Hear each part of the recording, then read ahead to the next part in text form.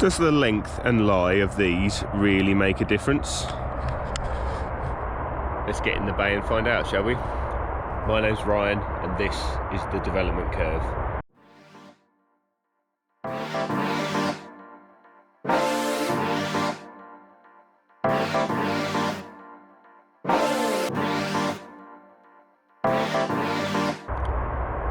Yes, hello, my name is Ryan. Welcome down here to PGA Life 365 and my development curve. So, back at Bury today, and I'm going to get into the bay with Simon. We're going to have a real strong look at my clubs versus custom fitted clubs. So, we're going to get in the bay, we're going to hit some shots with my clubs that I currently own, and then we're going to hit some shots with a custom fit ping that everything that Ping has suggested I should have, and we'll have a look at the data and we'll see how much difference there is, if there is any at all, or whether it is just in my head. Oh, stop. That was nice, wasn't it? 2.4 down. Yeah. And these new clubs. But it's interesting, isn't it? And that's again what we're going to have a chat about. That's where you've got to have that distinction between fitting and coaching, and also how they merge, because it's part of everything, isn't it? The new clubs will definitely help, 100%. It's just the timing of it is at what time do you do it. Okay, so just hit number 7 irons with my current 7 iron in the way that I'd like to be hitting a golf club. So not trying to manufacture the lie angle, but how I feel I should be swinging and hitting the club.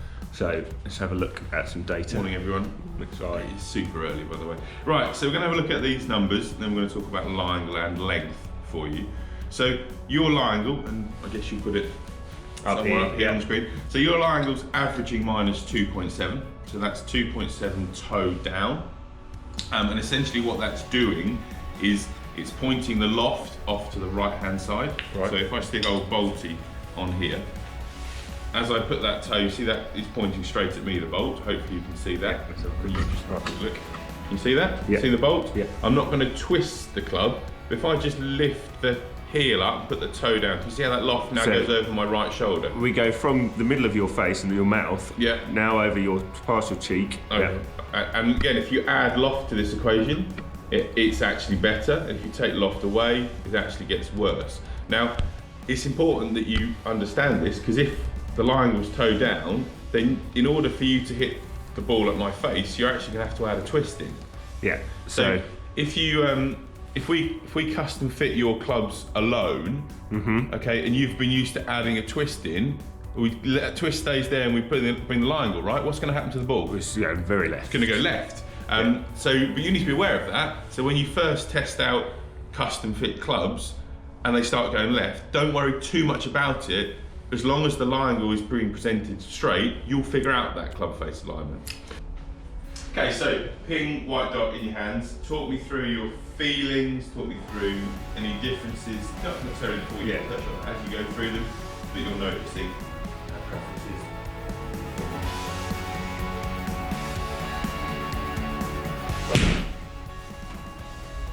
Instantly, I can stand how I want to stand. So, see in the camera here, when I stand with my current 7 iron, I feel like I'm really pushing my arms like down here. Is that that's just to reach the club? It's to do with lie angle? It's to do with lie angle, because I can see that, I can even see when the club that is sitting on the floor, that the heel's in the air. Yeah. So I, try and push find that angle. Find the lie angle, but then that doesn't mean I'm going to swing it back. No, exactly. As I find it. Exactly. Whereas with this, I can stand a little bit closer, feet closer together, so I can rotate a bit better, and just stand upright. It just already looks flat.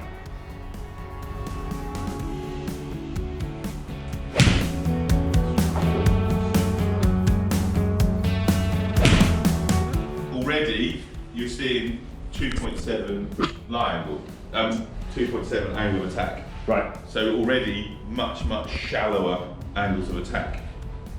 again, with the longer club, that will help you potentially get that lower lie angle, lower attack angle. Good. Okay. Just want to hit 2 more, and then we'll have a big Right, I've got the iPad on a stand now, so I've got some more free hands. Yeah. So this is where it's important not to look kind of past the averages, because if we look at the average club lie and you look at -1, you go, oh yeah, excellent, there I am, that's definitely more custom fit. But you've got a positive 5.8 in there where you've hit it fat, and that's kind of thrown off the angles. So it's interesting how it's not massively different to your own 7-iron. However, the strike points is much, much better. Yeah. So I know that one looks a bit funky because of the toe up, but look at those strikes in there. So much better. Yeah. So lengthwise, I think you can deal with an inch longer than standard. Definitely the ball's going further. So you've got a 184, a 191. There's one in there that didn't quite register, but you've averaged 181 with the G400. But we'll talk about distance again in a minute. And what I want to do next is I want to just put you in, because in my fitting cart that Ping have sent me, the only inch longer than standard shaft I have is a regular. Yes. So I want to put you in half an inch longer than standard, but stiff. Okay. So that's the next kind of progression on.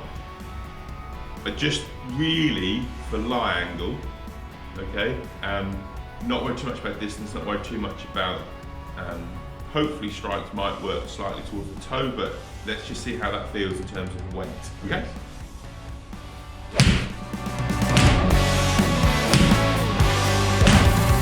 Okay, right, so that didn't necessarily work. It's definitely, we know that it's going to be a stiff shaft because of your club head speed. You definitely need to be an inch longer than standard. You definitely need to be white lie code. Unfortunately, despite everything that Ping send me, I mean, all of these shafts in here and in here, all these heads, got loads of different grip sizes for you to check. They're really good, and this is just Bury St Edmunds Golf Club, so any fitting cart, this is going to be your standard fitting cart. That's going to fit, I reckon I can fit 95% of golfers with this kit. However, they only send me 1 inch longer than standard shaft, which is in a regular. So for someone like Ryan that definitely needs stiff, we need to progress this further. So this would be at the stage where I'd say, okay, we need to go to the fitting centre. So we need to go to either Gainsborough for the Ping European Fitting Centre, or because we're in East Anglia, St Ives for Tartlett Fitting Centre.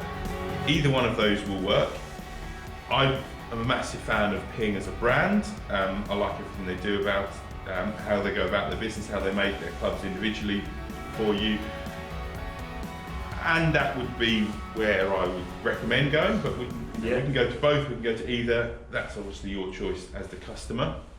But you need to try stiff shafts an inch longer than standard, possibly even maybe longer than an inch and a quarter maybe. Again, I can't give you that to test. No, and when I had the Ping fitting not so long ago, it's only it's a very small, it's 45 minutes. Yeah. And after you spend a bit of time duffing a few balls and you know, and having a chat with the rep and sort of getting to do a little bit of paperwork and getting to know sort of your style of play, and he looking at you, that's 15 minutes gone out of your 45. Then there's a little bit of, right, try this, try that. Which takes time, doesn't it, to try everything? And you know, you've got to change the head off each shaft. Yeah.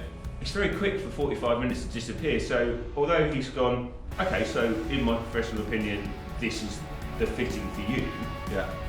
In reality, another 45 minutes he may have then gone, honed something, hang on a minute, let's just try this. But because, or we might have more at his disposal. You've got to remember that he's only extending this into what he can fit in a van. Yeah.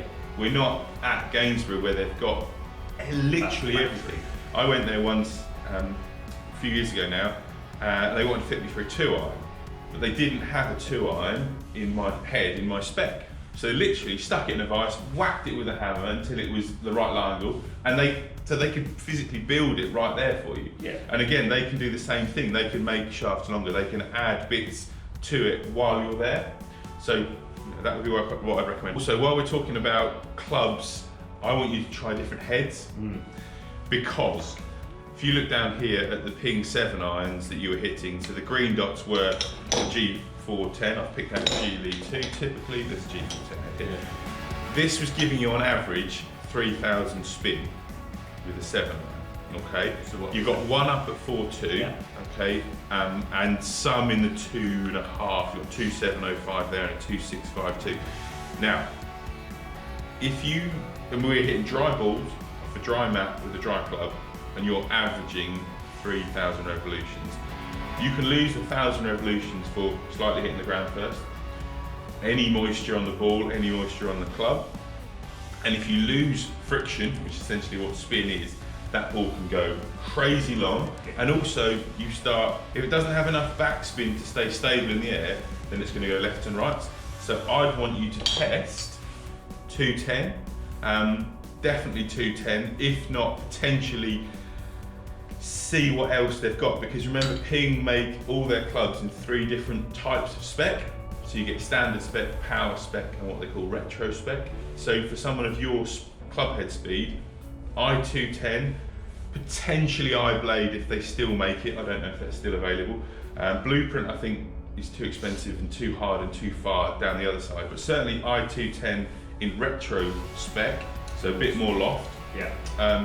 Just to get that spin number, because it's all very exciting hitting your 7 iron, 192, 180, 185, 180 carry with a range ball. But in reality, with a real ball that adds more distance to that, that's almost too far, because then you start to hit your pitching wedge 155, 160 potentially, and then you're going to have to carry 4 wedges in the area that you're going to be at most of the time. And then what happens, and it doesn't become manageable. Length isn't everything. If I want to hit a 180 shot, I just get a 6 or 5. Yeah, exactly. Next, go up. Yeah, I think that's where you've got to temper excitement with ego, and it's not about what club you hit into a green. It's where the ball ends up. So yeah, ladies and gentlemen, length isn't everything, no matter what they say. It is important. Speed is important, and hitting the ball a nice long way makes the game easier. And again, what we're saying is you're an outlier. You have a lot of speed, and we've got to kind of make sure that speed ends up in the right place, not all over the place. No. Which, if you admit to your golf, that's what happens, isn't it? I quite often catch a flyer. So if I've got a 7 iron and I'm thinking, right, my 7 iron does 180, and I catch a flyer, you're out the back of the green. It's miles out. You know, it's 190 plus. Yeah. And that's an extra shot coming back that I can't afford to have. No. And also, most courses, all the trouble is out the back of the green. Yeah. It's not in front of the green, and if you're at the front of the green, you end up in a bunker, that's fine. If you end up with bushes or out of bounds out the back of the green, you're much more trouble. To buy these next set of clubs whenever that time comes, they need to be a bit future-proof. I don't want to buy a set that, yes, it's going to be great when I potentially get, either right now, and then I've got nothing to go forward, or they're going to be great when I get down to a 10 or lower handicap, but it's going to really struggle for me to get there because I can't hit them. Yeah, exactly, and that's where it's got to be a balance. Yeah. I think the next stage is, unfortunately, I haven't got the kit to fit you, despite all this Ping kit. So we better book a date in the diary for Ping. Indeed.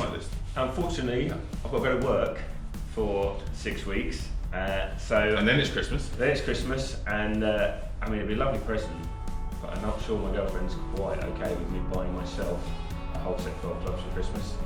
But we can always go down to Ping to test, because Yes, when you get back in December, you'll have some time. Absolutely, yeah. So potentially we'll get something in the diary to go down. If we do go down to Ping, they'll let us go around the factory. Perfect. Which is another kind of education experience for you. It's a really good tour. Learn a bit more about the brand, learn a bit more about the company and how they build their clubs, which is fascinating. You know, how they build their clubs is second to none for a massive manufacturer. They've got their process down, which I think you kind of enjoy, because that's kind of what you do, isn't it? So good, excellent. Perfect. Well done. Wrap it up, tell them to go home and subscribe and all the fun stuff. Lovely. So thanks for joining us down here at PGA Labs 365 and the Development Curve. Like I say, I am going away on my next tour. I'm not going to be taking my clubs just because of the transport situation, and it's not very feasible. So there's going to be a lot of time off from golf, unfortunately. So that'll be interesting to see when I come back how my golf has changed again with no practice. but hopefully I'll try and find some little drills that I can manage whilst away. But until then, my name's been Ryan, this has been The Development Curve, and we'll see you down here at PGA Live 365 again next time. Bye-bye. Peace!